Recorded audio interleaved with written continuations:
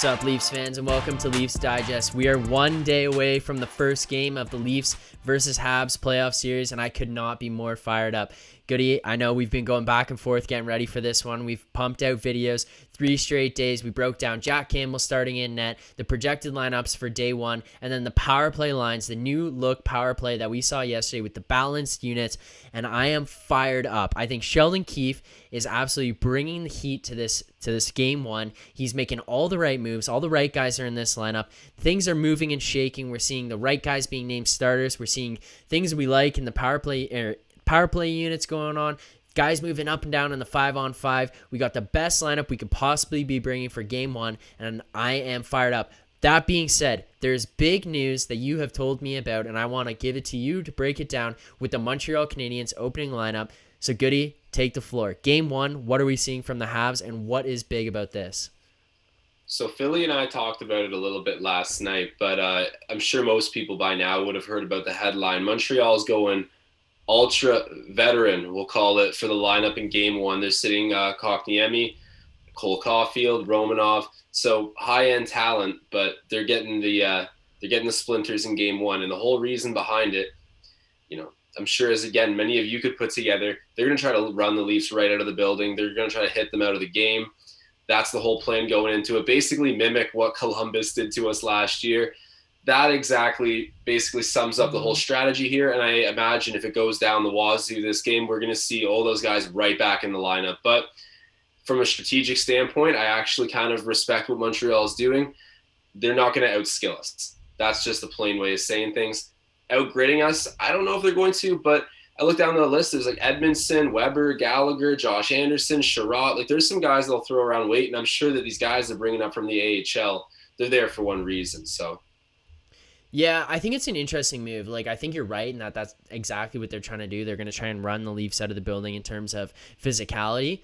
But personally, I think this is a horrible move from the Habs. I know that we're Leafs bias on here. We're Leafs fans, and we're going to back them all the way. But I think this is just straight up a terrible move by the Habs. There's no other way to put it. You're taking 3 highly skilled players out of your lineup from a team that's already lacking skill and is already outskilled by the Toronto Maple Leafs. The Toronto Maple Leafs are far and away a more skilled hockey team than the Montreal Canadiens, and trying to sit here and say, oh, we're going to bully them out of the rink, I think is just a terrible move. You're going backwards in what you need to do in order to play against the Leafs, because I see what you're saying with the Columbus comparison, but I still don't think this lineup that they're going to put forth tomorrow is even close to what Columbus fielded last year. Yeah, and that could be, but I think Montreal's hoping to elevate enough guys up to the level where the whole game plan needs to be put these guys through the glass. It's the only way we're going to win. And the first round's like that. You get into the second round, in the conference finals, and that picks back up for the cup. But the first round is always just bodies flying. And when we look at the approach that Montreal should take, in my opinion, it's still to throw the body like that, at least for game one. If you get beat, you can't outgrit them. Things look dim early. I understand you need to go put those guys back in the lineup. But in my opinion, the Leafs are one of those teams where I say it all the time. As a Leafs fan, I need to see it to believe it. They're talking about how gritty they are, how much they've improved, matured, all of that. And I know Montreal is looking at them and saying, I'm going to believe it when I see it. And it's the first round, so let's see what happens. I actually respect Montreal sticking it to us. I'm happy they're doing this, Phil, because this is a test that we'll need right out the gate. I'm not down to wait for it. I'm happy Montreal is going to take it to us rather than a team with an overwhelming amount of size like the Capitals or something. So this is a nice little compromise. We're going to have Montreal all full of piss and vinegar come at us, and we're just going to go right through them. But we'll get to those predictions later. I still respect the move by Montreal. Yeah, fair enough. I think it is respectable to say we got to see it to believe it. But that being said, if they're looking at this lineup and saying that they think the lineup is going to be, or they're going to be able to do what they did to the Leafs, or what Columbus did to the Leafs last year to open the playoffs, then I think the entire Montreal scouting staff and their assistant coaches and their GM and their head coach and their owners and whoever the hell else is involved in this decision is absolutely out to lunch. Because if you're going to look at that Toronto Maple Leafs lineup and say, that's the same team as last year and we're going to do the same as what Columbus did to them, I think the Habs are sadly mistaken in that. The Leafs added guys like Zack on the back end, a solid defender in TJ Brody. Jake Muzzin has played better this year, I think, than he did last year. You're going to throw in Rasmus Sandin, who is far more skilled than defensemen that were fielded last year by the Leafs. You just look at simply go to Martin Marincin and Travis Dermott, who were both in the lineup last year and who will not be touching the ice this year.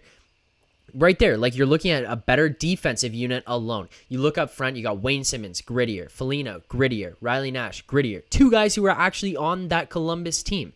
Like you're looking at just a more physical and gritty Leafs team anyways. I guess one way to look at it too, though, is like, let's say Gallagher or even Sherratt woke up and they're like, okay, we need you to score like Austin Matthews today. They can't just make up that skill out of nowhere. They can't close that gap just by making a decision.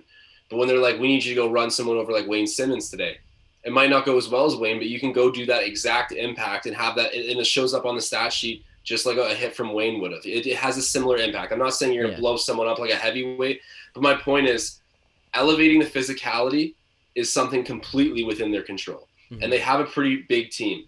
Elevating their skill, unless you have a time machine to go to when Cole Caulfield's been in the league for 4 years along with the rest of them, you can't do that on the spot. I think this is a good decision for Montreal, and I'm happy that they're sticking it to the Leafs early, because if the Leafs are going to cower down, then Montreal deserves to move on and the Leafs deserve to go home.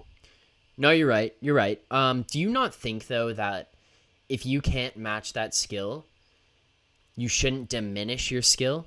Because, and here's the second part of it that I'm kind of thinking about here, is that it's not that the Leafs can't play physical anymore. Right? Like they have guys who can play physical. So you want to go out there and you want to, let's crash bodies and let's throw guys around. It's like, okay, Leafs have guys who can do that too.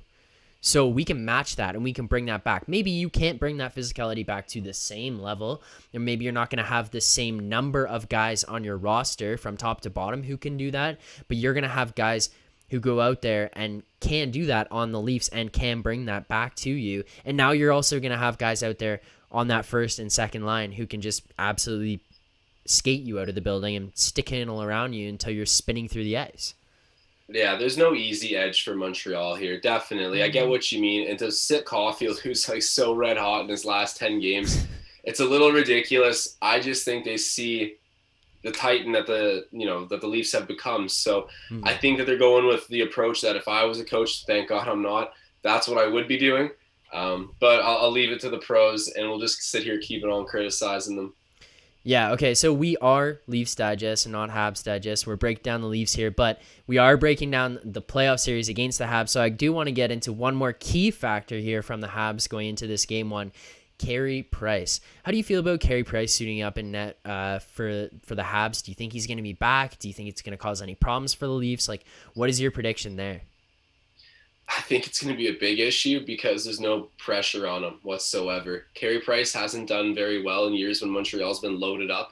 And I guess hasn't done very well. That's a relative term. They've had more success than a lot of organizations have in just in terms of moving on through the rounds. And again, not a lot to show for it, but Carey Price has not stood the test when the most was expected out of him.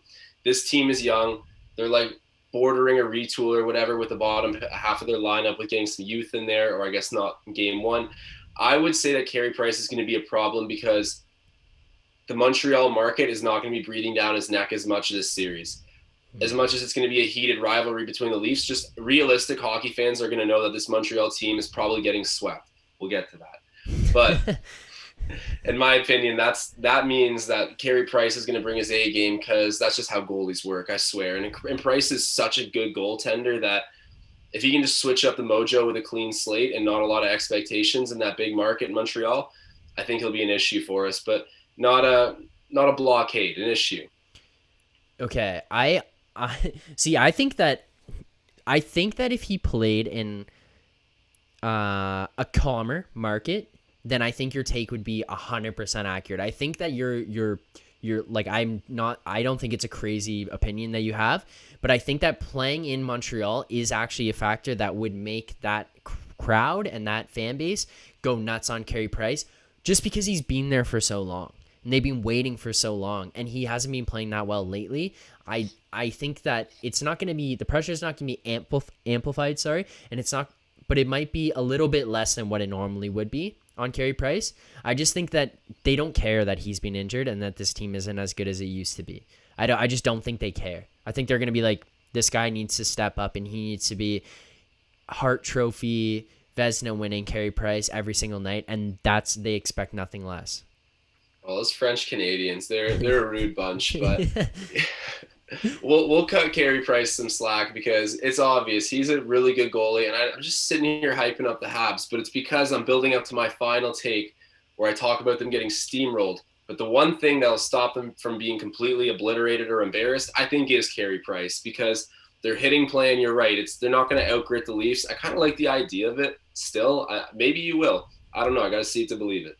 But I do think Carey Price will be an issue at times for the Leafs. And I think it's because, sort of to your point, and I know you're saying he's been there for so long, though, so it's going to be a recurrent theme of him just getting booted out early. That's definitely an optic of the situation. Mm-hmm. However, I think people need to realize, like hockey fans living in Montreal, that this isn't the team. So to go and write off Price after this season would make no sense. Yeah, fair enough. I just think that the pressure will still be there. That's kind of just all, like, I just think that they're going to be like, Carey Price, you need to be the Vezina winning Carey Price every night, and they don't care that he's been injured. They don't care that he hasn't been playing that well, and they do not care that team isn't as good as, like, what should be a Stanley Cup or could be a Stanley Cup contender, if that makes sense. I think they're just going to be like, dude, win us a cup. Like, come on, let's go. You get paid 10 on the line too. Yeah, exactly. Yeah. So, enough breaking down just the Habs here. We've kind of gone over the Leafs lineups, what we're going to see from them, if we like them or if we don't. The power play and Jack Campbell starting in net. Goody, the Habs Leafs playoff series starts tomorrow, Thursday, May 20th, 7:30 p.m. What is your prediction for this series? I've got to hear it. What do you think? Clean sweep. I fully believe that. Not saying that to be a hot take or anything. It's going to be a clean sweep. If not, clearly 5 games. It's never going to 6, but I'm standing by it. It's going to be 4 for the Leafs. I just don't see Montreal having the depth to run with them. I think that the Leafs are fully charged up. They have the right presence of mind now. The only iffy situation is the goaltending, and it's funny, right? Because that's a point of contrast. Our one weakness is their one very clear strong point. So that could level some ground at some point, but I don't think it's going to be enough, especially considering how hot Jack Campbell is, to overcome them. But what is interesting, Philly, is there was a poll done, I think it was posted by Bar Down Hockey.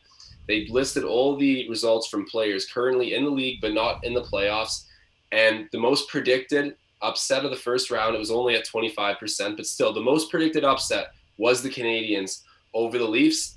Oddly enough, and I think it's because even people in the league are still, I need to see it to believe it, but I think it's on its way. It's going to be a sweep, in my opinion. Wow. What do you think? So we got some haters early, especially from within the league. This is Jack Campbell slander earlier in the week, and now we just got entire Leafs slander going on right now. This is a joke. The Leafs from Canadians too. Yeah. Oh my God. The Leafs need to bulletin board this and just put up that poll on the whiteboard before they go out for game 1, because that is a joke. Goody, I'm on the same page as you here. I don't think necessarily, I'm not saying this is not possible. I honestly think that this is very possible of a clean sweep, but I'm going Leafs in 5. I think that you are right in that this series is not reaching 6 games, and here's a major factor as to why. The government of Quebec announced that for Game 6, if it gets to Game 6, they will allow fans in the Bell Center for Game 6. And I think that the Leafs are going to be so energized, if having a chance at winning the Stanley Cup and beating the Montreal Canadiens in the first round isn't enough. The fact that you could have to go into Montreal in a Game 6 scenario and have fans in the stands for the first time in over a year, I think that will be a deterrent from playing 6 games or more. I think this thing ends in 5 games or less. Leafs in 5. That's my prediction, and I'm sticking with it. I think they are taking this thing, and I would not at all be surprised if the Leafs sweep the Habs here. Yeah, that's what I'm banking on, is to see the sweep. But like I said, 5 could happen, right? You could always have a doozy of a game, but if that happens, you bet it won't be happening again. So that would be the max on hopefully what we see from the Leafs losing-wise. The upside here is really amazing. I can't wait until we start getting through these games, through the reactions, and we can start to build up to what is that ultimate goal, and then we'll eventually get there, hopefully. But that's the predictions for the Montreal game. Yeah. I don't really – I was thinking also, who is it afterwards, after the Montreal round, if we were to get through? what series would then feed into it? It'd be the Winnipeg, it'd Edmonton be series. the Edmonton, and yeah. So I was thinking about that too. If we ended up facing Edmonton, I think it would go to 7. Hmm. That's I'm just gonna put that out there right now. I had that thought today, and I think Edmonton's getting through Winnipeg for the record. Even though I think Winnipeg's a better team, just weird the way that way breaks down. No, I But agree we with can you. talk more about that later. Yeah. But that's just a hot take to throw out for the future. We're gonna be posting a lot throughout this playoff run. Okay, so last thing I want to get into here about the Leafs and previewing this playoff matchup, an X factor. If you were to say there's going to be one guy on the Leafs, like you're going to look down this lineup, you got Austin Matthews, Mitch Marner, John Tavares, William Nylander, like TJ Brody, Morgan Riley. These are guys that you expect them to play at the top of their game and to just keep producing what they've been producing throughout the regular season and bring what they've brought in playoff series pass. But if you were to say there's going to be a guy, and I don't know if X factor is the right word, but like an underrated guy who's going to contribute to this series, who is that guy for the Leafs for you? I bet you Mikheyev scores some important goals. That happens a lot with guys who have great legs under them and get a lot of opportunities, but are just snake bitten throughout the regular season. I think that this will be good for him. I really do, and especially with Matthews and Marner and everyone else on the ice, Johnny T, Willie, everyone essentially other than him that he's going to be playing with is going to be getting really, really high status treatment out there. So it's going to open up some space for him. And I think that having the legs he has, he's going to get more and more opportunities. And in the playoffs, when you got a lot of momentum going behind you, I find that those ones start to go in more, especially for depth players. Yeah, fair enough. I hope Mikheyev picks it up and can start scoring because we've seen a lot of production from him in terms of creating chances and stuff, but not as much on the score sheet. So it'd be nice if he's able to contribute and make a splash here in the playoffs. I think that would be huge and something the Leafs would absolutely welcome with open arms. And it would be great for the team because they would just even more increase that depth in a time where it's the most important. My X factors, I have two, and I have one that I really think, and then one that I think is like could be a sneaky one that slips in there. So the first one is Jason Spezza. I think Spezza is going to be a big contributor to this playoff series and playoff series moving forward because he does some things big. He's a great face-off taker, and he takes face-offs in the D zone, on the penalty kill, after goals are scored. He'll take them in big offensive zone opportunities. And I think this is a guy who he may not get the recognition for getting on stat sheet in some of those cases, but he'll be winning faceoffs, which I think will be important and contributing forward. I also think the veteran savviness that he brings, and you look at him fighting last season in that Columbus series, like this guy is going to put every single thing he has on the line to win a Stanley Cup. He doesn't care anymore, and he wants to win it here in Toronto, which I absolutely love. He's going to go balls out for the boys here. Like he wants to win this really, really bad.